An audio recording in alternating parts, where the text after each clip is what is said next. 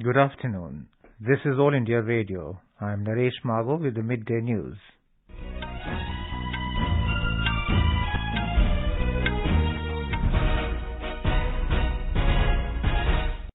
The headlines.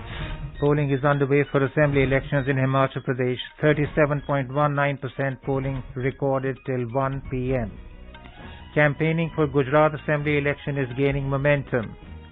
Prime Minister Narendra Modi says India is fast becoming the preferred investment destination for investors across the globe.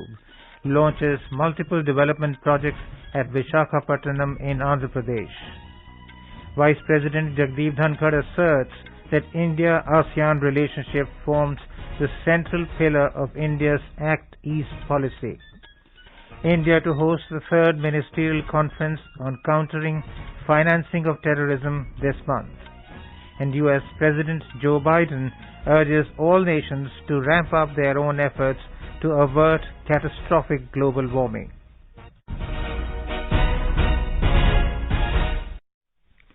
Polling is underway for assembly elections in Himachal Pradesh. Voting, which began at 8 a.m., will continue till 5 p.m. The assembly elections will decide the fate of 412 candidates, including 24 women, for 68 seats. Around 55 lakh voters are set to cast vote in the single-phase election in Himachal Pradesh today. BJP and Congress are contesting all the seats. Aam Aadmi Party has fielded candidates for 67 seats, while Bahujan Samaj Party is contesting 53 seats, CPIM 11 and CPI 1 seat. The other parties are contesting on 45 seats, and 99 independents are also in the fray. The BJP is eyeing to retain power in the state, overturning the trend of an alternate government in the state since 1982, while the Congress is trying to come to power. The total voter turnout stood at around 37.19% till 1 p.m. Union Minister Anurag Thakur, his father and former Chief Minister Prem Kumar Dhumal and family cast their vote. Our correspondent reports the Election Commission of India has prohibited the release of any sort of exit or opinion poll on Himachal Pradesh election and Gujarat election from 12th November to 5th December. The election campaign in Gujarat has started gaining momentum. The BJP released its second list of candidates today. At the same time, Congress released its election manifesto. More from our correspondent. In the second list released by BJP today, there are a total of 6 candidates, including 2 women. The BJP has so far declared the names of 89 candidates. At the same time, senior Congress leader Ashok Gehlot released the party's election manifesto in Ahmedabad today. Congress has made lots of promises in its manifesto. The party made promises like providing 10 lakh government jobs, waiving of electricity bills and loans of farmers up to 3 lakh, restoring old pension system, and providing gas cylinders to housewives for ₹500. With Aparna Khoot, Sanjeev Sharma, AIR News, Ahmedabad. The BJP has declared Pradeep Purohit as the party candidate for the by-election to the Padampur Assembly seat in Odisha. The decision in this regard was taken by the BJP Central Election Committee. The by-poll will be held on the 5th of next month. Prime Minister Narendra Modi today said that India is fast becoming the preferred investment destination for investors across the globe. Speaking at the launch of multiple development projects in Visakhapatnam in Andhra Pradesh, the Prime Minister said, "Today, when the world is going through a crisis, India is achieving new milestones in several sectors and scripting history, and the world is witnessing India's growth." Mr. Modi also highlighted that India has become a focal point of new ideas, new solutions, and speedy development, and all policies of the government have the welfare of the common man at their core. Mr. Modi said, from drones to gaming, space to startups, every sector is now getting an opportunity to move forward. Drone से लेकर gaming तक, space से लेकर startups तक, हर क्षेत्र को हमारी policy की वजह से आगे बढ़ने का मौका मिल रहा है। ब्लू इकोनॉमी पहली बार देश की इतनी बड़ी प्राथमिकता बनी है। आज विशाखापट्टनम फिशिंग हार्बर को आधुनिक बनाने का जो काम शुरू हुआ है, इससे हमारे मछुआरे भाई बहनों का जीवन आसान होगा। जैसे जैसे गरीब की ताकत बढ़ेगी और आधुनिक इंफ्रास्ट्रक्चर से जुड़े अवसरों तक उसकी पहुंच होगी, विकसित भारत का हमारा सपना भी पूरा होगा.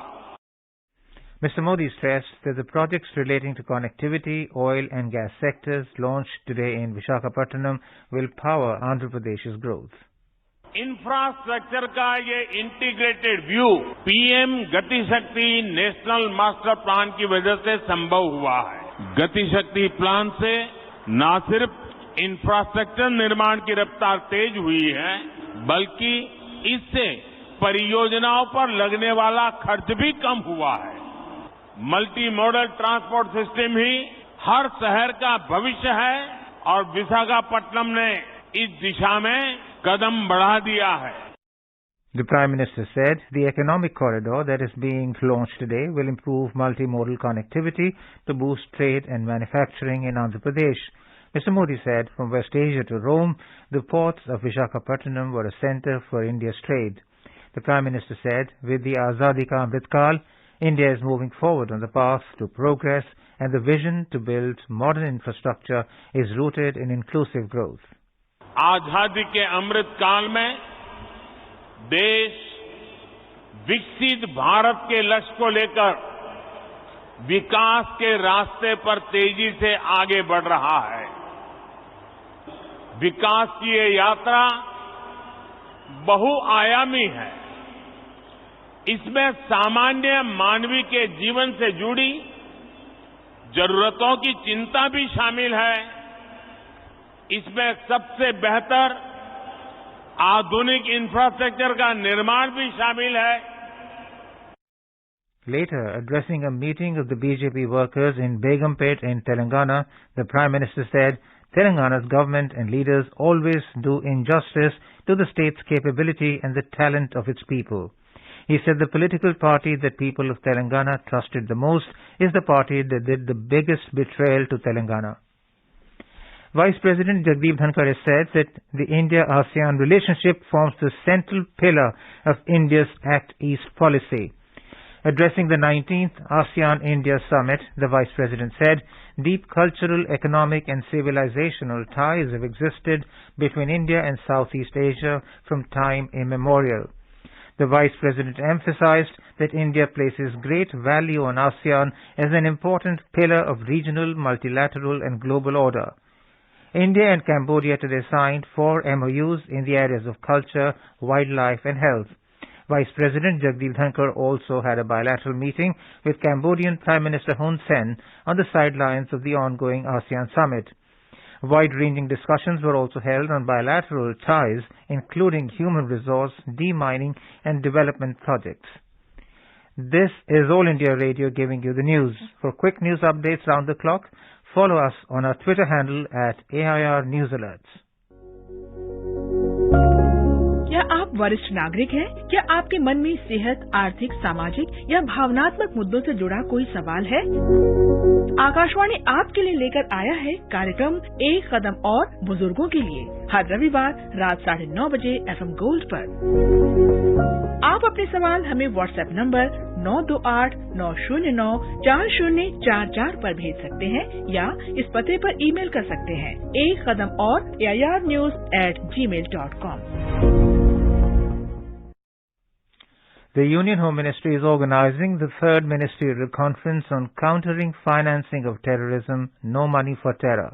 It will be held in New Delhi on the 18th of this month.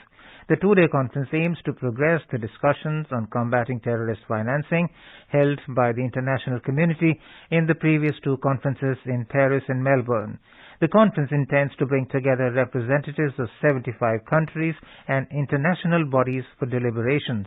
It also intends to include discussions on technical, legal, regulatory and cooperation aspects for all facets of terrorism financing. Home Minister Amit Shah will participate in the conference and convey India's determination in its fight against terrorism.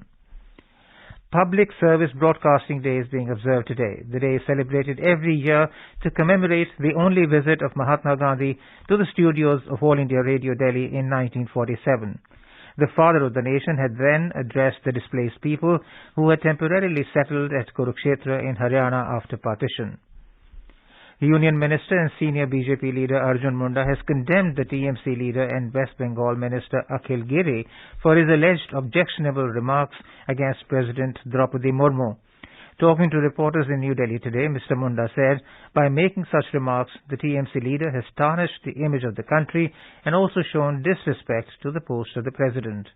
Mr. Munda demanded the West Bengal Chief Minister Mamata Banerjee to take action against her cabinet colleague Akhil Giri.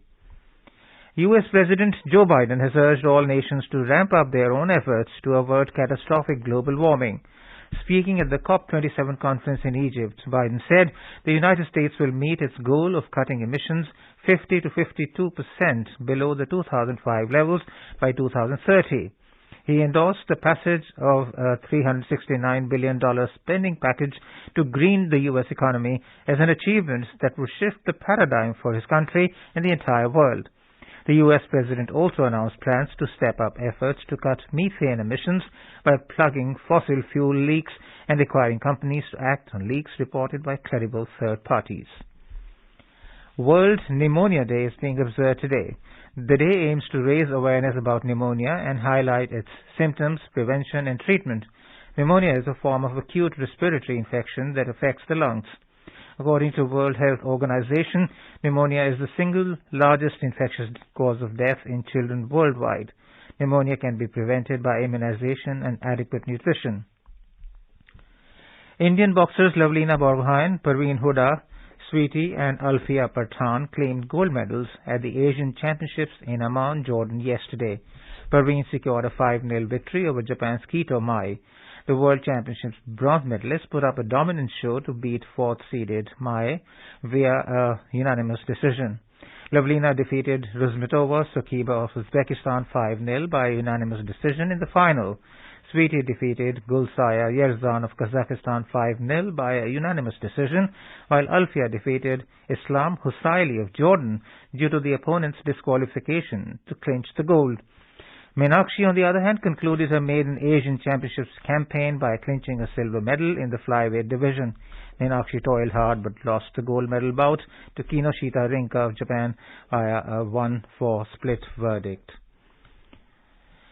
Greg Barclay has been re-elected unopposed as the chairman of the International Cricket Council ICC. At an ICC board meeting in Melbourne today, Barclay's opponent, Dr.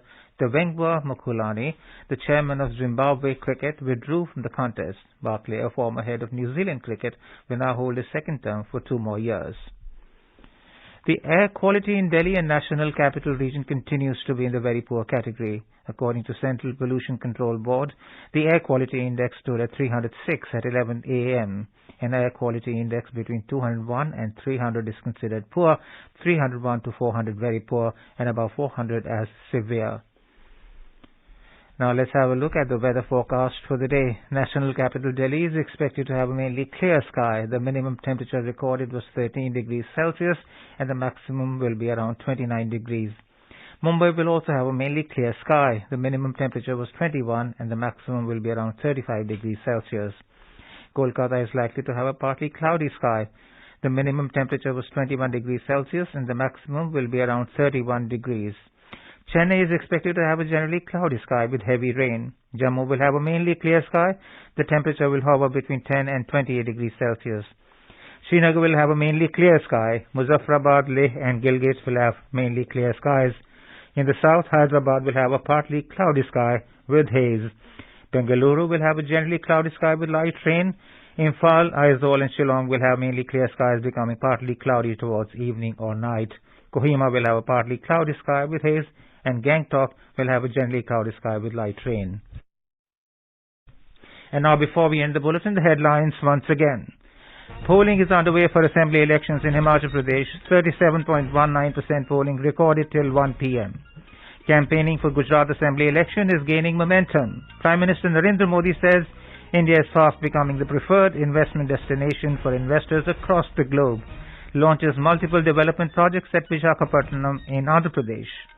Vice President Jagdeep Dhankar asserts that India-ASEAN relationship forms central pillar of India's Act East policy. India to host the third ministerial conference on countering financing of terrorism this month, and US President Joe Biden urges all nations to ramp up their own efforts to avert catastrophic global warming. And with that, we end the midday news.